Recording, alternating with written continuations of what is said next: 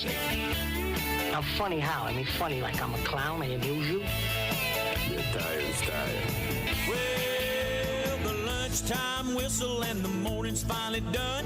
I'm jumping in my car, I'm gonna have a little fun. The Doghouse Network's on my radio dial. Big Dog's taking care of business for a while. If you're listening to another station I don't understand, 'cause nobody does it like Thom Abraham. Give us a call, Steve. He's a northern-bred, southern-fed, slick-talking guy. Listeners in his posse are the Junkyard Dogs. The SEC from Tennessee to calling them hogs.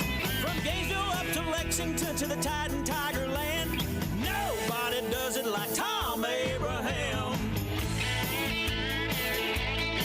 I guess I'm on here. Am I on? Can somebody respond?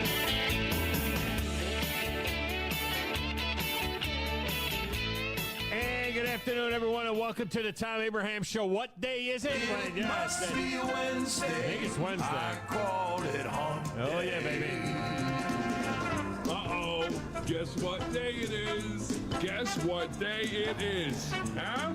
Anybody? Mike. What day is it, Mike? Let's guess what today is. It's hump day. That is, baby. It is hump day in the Doghouse. Hump minute. Hump minute. I'm going to tell you right now, this is a quickie, and I've got more prep for this show than I did yesterday's 2-hour show. I had like 15 minutes to get ready for yesterday's 2-hour show, and I've got more prep for the next 36 minutes than I'll ever get to, that's for sure. But that's all right. That's all right, because I can use it. It's evergreen. You know what I mean? It's evergreen. I got a quickie for you today. It's a 38-minute show. I mean, to be exact, about 36 minutes from right now, the musical fire. We got a College World Series game coming up between Florida and TCU. You know me, I'm all about the game. It's all about the game. I am a game guy. I am a play-by-play guy. I am a guy that without games, we got nothing to talk about. And if you got games that are meaningful, like, you know, the College World Series or, you know, daytime Major League Baseball games, and that's what we talk about. So we play the games. The games are the thing. I'm not more important than a game. So we're going to have the game. Florida and TCU. And when the Gators win, they advance to the best of 3 championship series. Now, with a loss, these two teams will play again tomorrow afternoon. Then we'll have a shorty again. But if the Gators win, we don't have a shorty. We got nothing tomorrow. We'll be gone all together. Since we'll have the Red Hot Braves and the Phillies covering us up. Is it the Phillies tomorrow? Red Hot Braves and Phillies? Okay. Grizz whispering sweet nothings in my ear. Pretty sure. Anyway, but I do have a good Football Friday show planned for you. And then it's summer vacation time before things get crazy in July. Got to get the summer vacation in. It's always the last week of June, leading into the 4th of July holiday. It's my anniversary. You know what I do. I go to the mountains, and I hide in a cabin with the Junkyard Babe, with a hot tub, and a fire pit, and robes. And that's it for the whole week, basically. Lord willing, I'll come back down off the mountain. And then it gets nuts. Now, don't mistake these days that I am blocked by games as like V days for me. Oh, he's off again. Oh, he's vacation day. Oh, he's out fishing. Oh, no. I have plenty to do. I am in this studio banging away since 7 o'clock this morning. I mean, what do you want? You want a live stream of me working? I bet Grizz could set something up like that. With like a WZZN TV live stream on YouTube or something like that of me in my office just working. Is that what you need? No. We're not going to do that. Now, LSU is in the opposite situation than the Gators after they beat Tennessee last night to stay alive in the tournament. Now, the problem for the Tigers is to get to the championship series, they have to beat the awesome Wake Forest team twice, beginning with tonight's game. And you're going to hear that one as well on our air. Remember, Wake already beat LSU, which is my pick to win it all, by the way, LSU. Wake beat LSU once already on Monday by a score of 3-2. How awesome would it be for Florida and LSU to play for the College World Series? We had that a few years ago. We had two SEC teams. Did South Carolina beat? I have to put the crack research team on that. I think we had two SEC teams in the championship series just sometime in the last 3 or 4 years. I thought it was LSU or it was SEC on SEC. I don't know. I can't remember what I had for lunch. I don't even know if I ate lunch yet. Got my iced coffee here in my special iced coffee mug. You see my special iced coffee mug, those of you watching the show on the TV.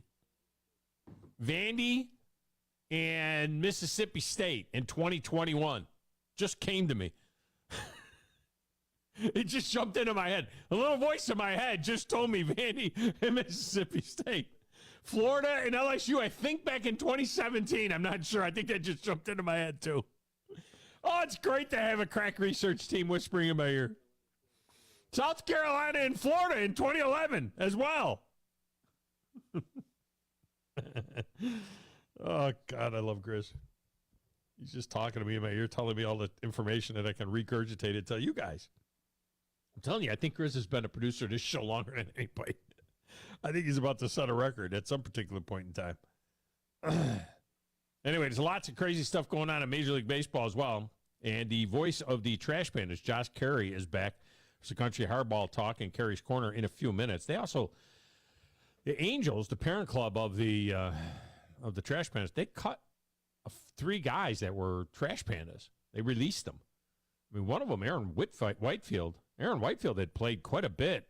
He had been up with the Angels a little bit. I got to get Josh's take on that as well. Did you see that call that got Bruce Bochy ejected from the Rangers-White Sox game last night? A runner is coming home. There's a great throw from the left fielder, and the tag is applied from the Rangers catcher. Out at the plate. Out is the call. And he was out.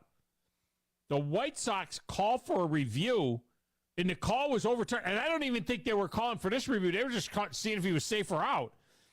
And the play was overturned when replay said that the catcher was in violation, blocking the plate. The catcher's violation. Now, if you're watching the show on WZZN TV, we'll show you the video there. You can see it. And we'll show it when we talk to Josh.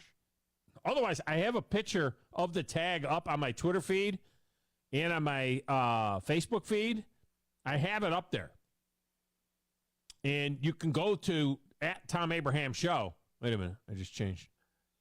You can go to @Thom Abraham Show and see it. I think I got it up there.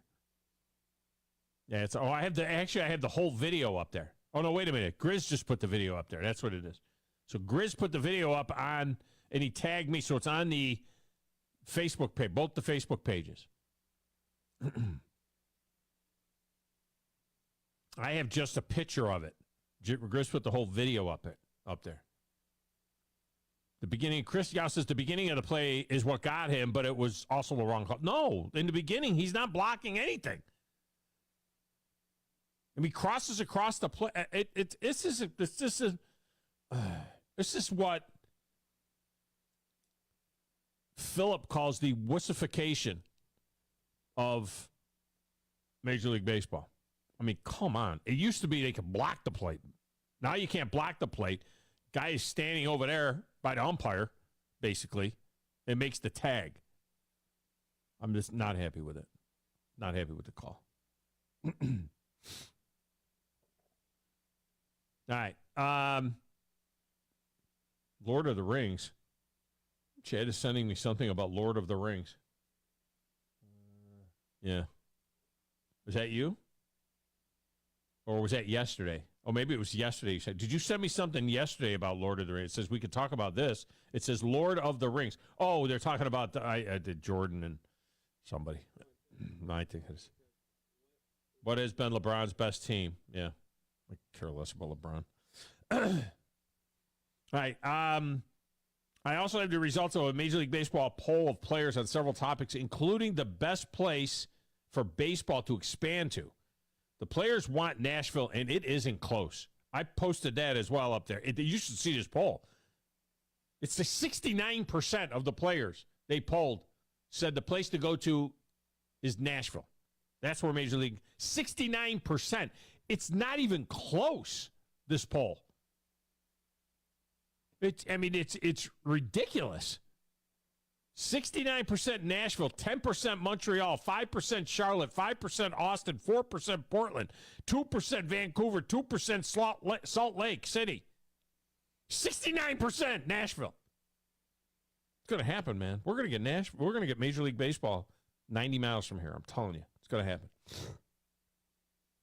The players, they also like the pitch clock, but they want more time during the playoffs. They want the pitch clock to be expanded in the playoffs.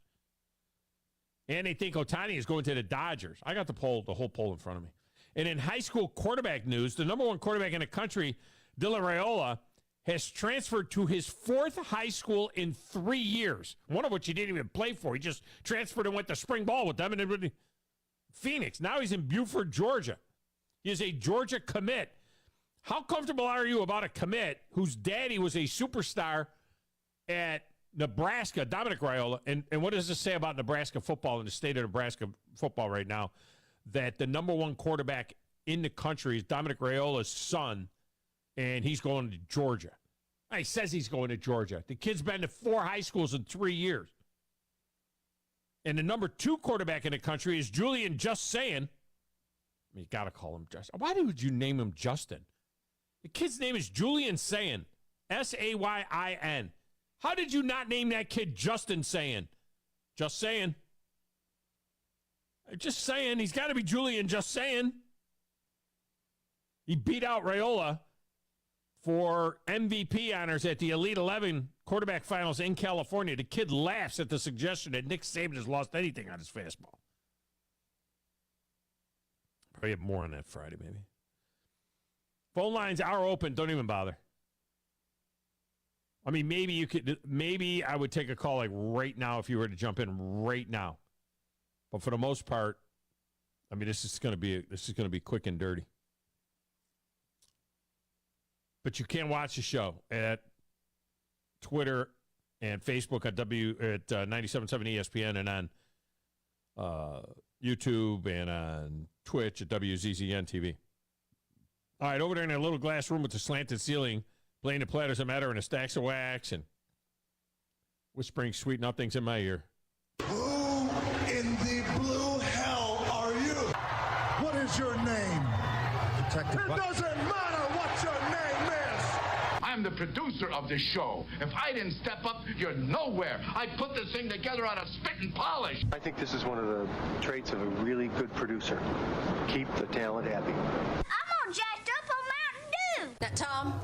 Hey, Tom. Testosterone high today. Testosterone, whatever the f*** it is. It really doesn't matter what you think. All right? It really doesn't matter what you say. Any of you play sports?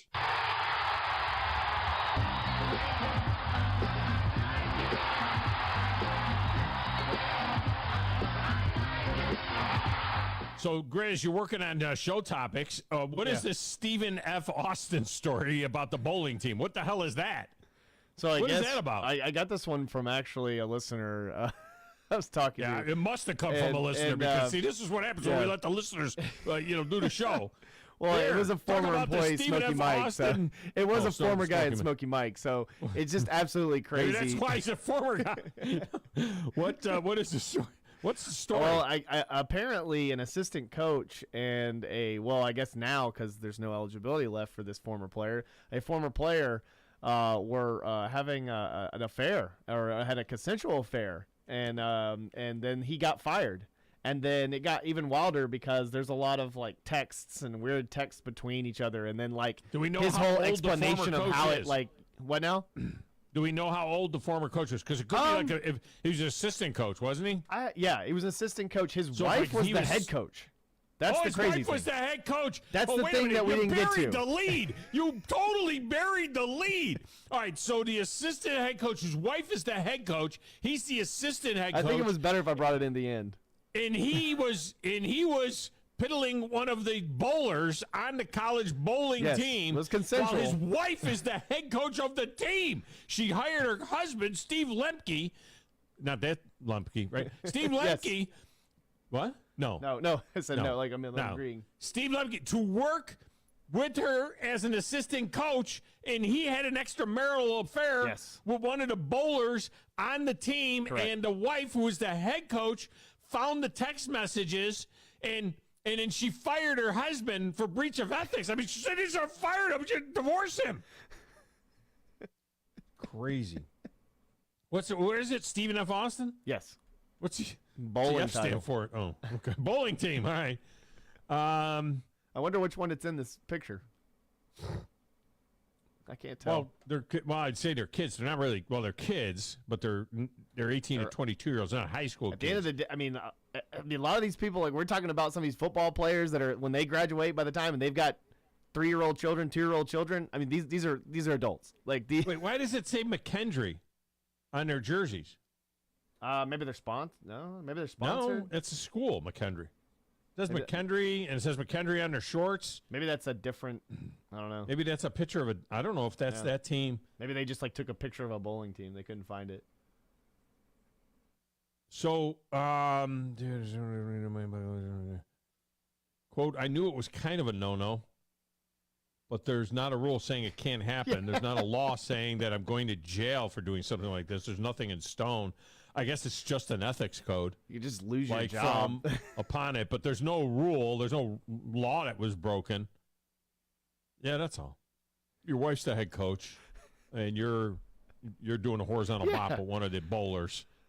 Other than that, it's fine. I mean, it's fine. It's okay. It's like he tried to like justify it as being like he wasn't really like being used. Like he was a coach, but he wasn't getting paid. I guess like. So he didn't feel like he was a coach at first until he officially got hired, which was kind of weird too. It was just kind of like he's a bum. It looks like it's like a weird, he's kind of a bum. Weird relationship. Said about the text, it didn't have anything in detail. It was just about how amazing I am, basically in general perspective. Amber saw that and questioned me, and I got to the point where it just built up so much that I basically just told her the truth. After she dug through my phone, so she saw the text from a bowler saying, "Oh, you're so amazing, Mr. Lemke. I just think you're so amazing." And his wife was like, "What's this? Why is the kid sending you texts?" And he says, "Look, I'm sleeping with her. All right, okay, I'm sleeping with her." He says, "I was the stay-at-home dad for 5 years while while Amber got to go off and coach the team, and she'd get back. I'd run practices on top of taking care of the kids while she was back. When they'd travel again, I'd sit back and take care of the kids. And then when I got hired on, she almost forced me to run the practice. It's a bowling practice, for God's sakes. What do? Press the button to start the big screen? Go get the nachos? That's your job. Go get the nachos and the Diet Coke. 7-10 split figuratively, not literally. Good job by you, Smokey Mike. I could have done the whole show on this story. Why didn't you send me this at 10 o'clock this morning? I wouldn't have done any show prep. I just did a whole show on this. This guy's the biggest idiot that ever lived. Once I got hired on, without him, without his recognition. One thing stemmed from another. I felt like I was doing too much for what I was being valued at. Oh, so he thought he was being overworked as the assistant bowling coach. Dad. So he figured he and could dad. And being the dad. So because my wife hired me to be her assistant, I felt like she owed me not only a paycheck, but a little side piece from the bowling team. What a story. Unbelievable. All these stay-at-home dads, they need to, they're built up, they're pent up, have all this. All right, get me out of here. Disrespect. Get me out of this bit. I need to talk baseball with Josh Carey. We'll do that when we come back. That's it. It'll be it. We'll do that. We'll talk baseball. The music will play, and it's over with. Thom Abraham Show, 97.7 ESPN The Zone.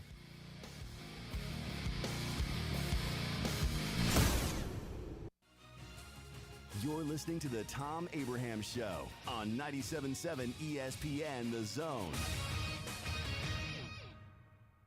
When I chose a garage door company, I did my homework. I needed precision overhead garage door service. They have a 5-star Google rating. I checked the reviews and liked what their customers had to say. Precision overhead garage door has lifetime warranty packages. Same-day service if I call before 2 p.m. If they can't make it the same day, my service call fee the next day is waived. They did a 25-point safety inspection on the door and operator. Now that's peace of mind. Residential, commercial, and gate services. Precision overhead garage door service. Call 256-400-4500. The state's largest orthopedic group is growing to meet the needs of the patients in our community. The Orthopedic Center has long been the most trusted name in orthopedics in North Alabama. So as our area continues on the fast track, so does the need for premier orthopedic care anywhere and anytime you need it. TOC is proud to announce the opening of our new locations in Albertville and Hampton Cove, along with the grand opening of our newest office in Decatur. These clinics will offer the same high-quality orthopedic care you have come to associate with TOC, with the convenience of being closer to home. As a patient, your time is your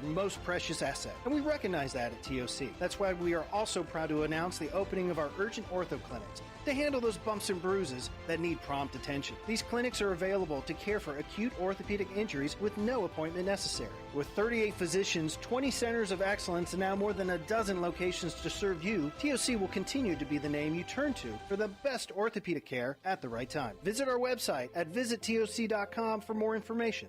TOC, helping you live a better life. Now open, this is your invitation to experience the grand opening of AVIQ's new 10,000 square foot showroom. The best brands in home audio, home theater, and home automation. The place to see and hear and feel and listen and watch. The place where you can audition top brand audio and video equipment before it goes in your home. World-class brands now available in Huntsville. Come experience the difference. 1833 University Drive, just east of the Parkway at the all-new AVIQHSV.com. Tom Luganbill here for my friends at Woody Anderson Ford. Bobby White and his team take great pride in their service department, and you can see it the moment you walk into those beautiful new service lanes. And just like a championship team, they all work together to make sure your experience is second to none, whether you drive a Ford or not. Also, check out the gold certified pre-owned inventory at Woody Anderson Ford for great deals every day. Stop by and see them at Jordan and Sparkman or at Woody Anderson of Madison on Hughes Road, or visit WoodyAndersonFord.com.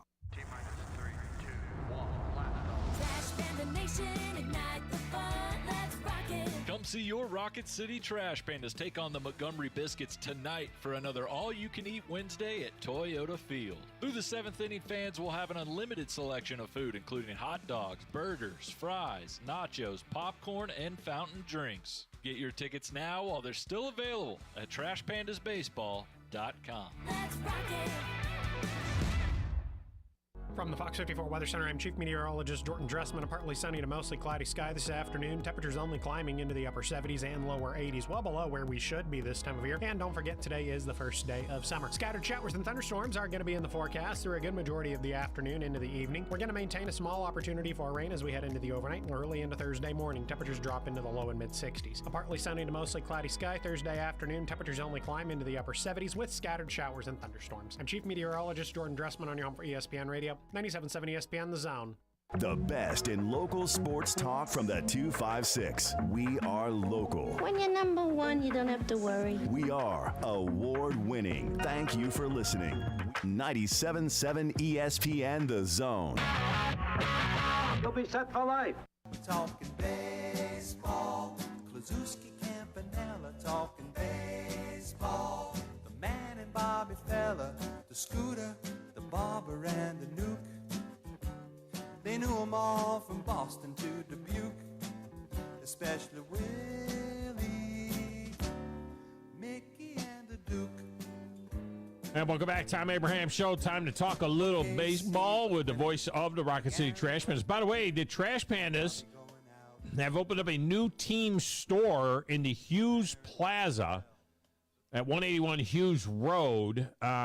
It's celebrating its grand opening coming up on Saturday, June 24th. So Saturday, June 24th, this Saturday at 10 a.m. Everyone is invited to come on in and celebrate.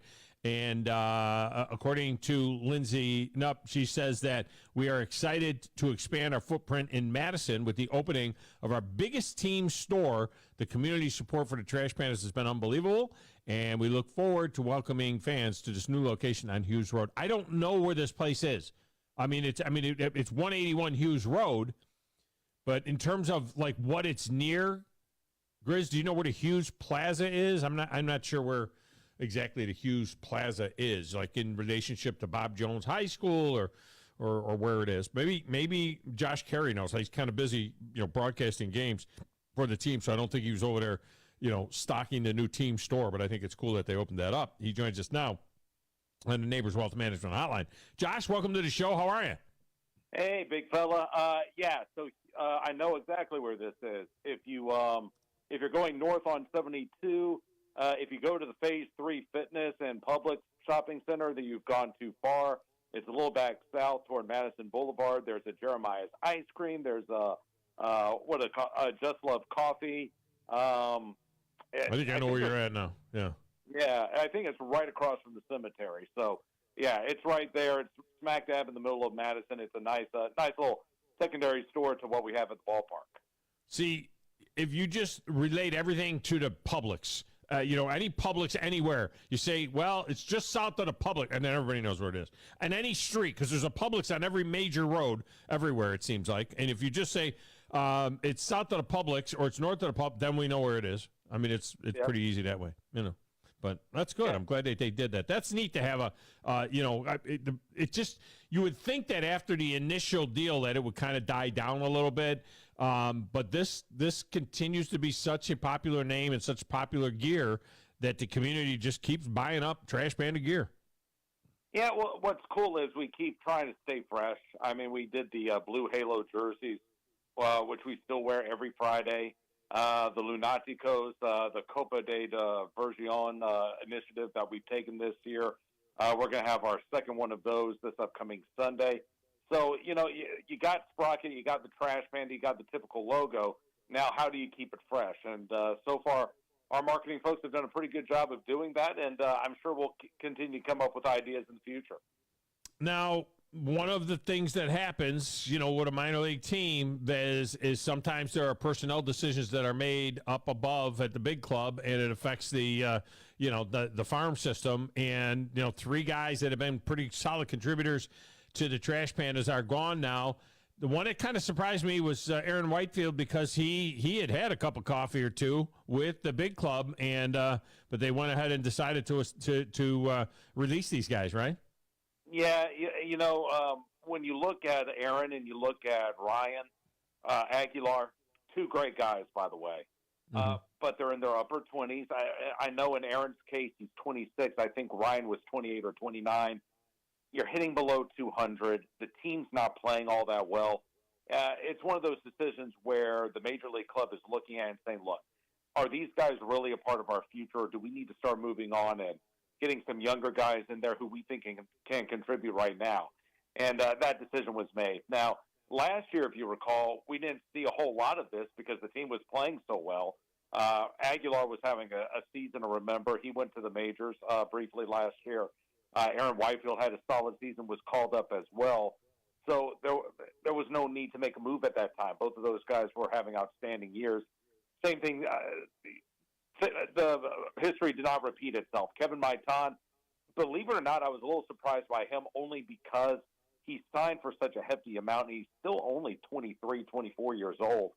I still think he's got something left, but it's just that 2 years at AA, he never really was able to figure it out offensively. And the Angels just said, look, it's time to cut bait and move on. And that's exactly what they did. What's the story with this Joe Adell? Is that his name? Joe Adell, the kid at Salt Lake. I guess the Angels have him at AAA. He had a 514-foot home run. Did you see the video of that home run that kid had? I did not. Yeah, Joe Adell for Salt Lake. And, he was playing at Salt Lake. So he was up with the big club for quite a while, wasn't he? Yeah, well, he was one of their top prospects for a couple of years running, 2 or 3 years running. Never played here, though. No, he was at Mobile. He was there for the final year down there. He's what I call a quad A player, meaning he's one of those guys he'll contribute at AAA, and he gets up to the majors, and he just isn't able to duplicate it for whatever reason. So he's just one of those guys who's kind of become on the fence. They're still hoping that he can emerge and become a regular contributor. It just hasn't happened yet. And, it's one of those little frustrations that the Angels are going through right now is, they're able to bring in talent, but can they grow anyone from the farm system? Obviously, Reed Detmers did. They've got a couple of relievers who've been able to come through, but can they find more everyday players to get that done? And it's just a struggle they're having right now. It has been a struggle, but they are still playing pretty solid baseball. 6-4 in their last 10. The big club, 5 games behind the Rangers, who have been playing great ball. But I mean, look, 41-34. That doesn't sound like a team that's going to be a seller at the at the All-Star or at the trade deadline. This is a team that right now 7 games over 500. They're in the thick of things for the wild card, and a good week away from really pushing the Rangers a little bit.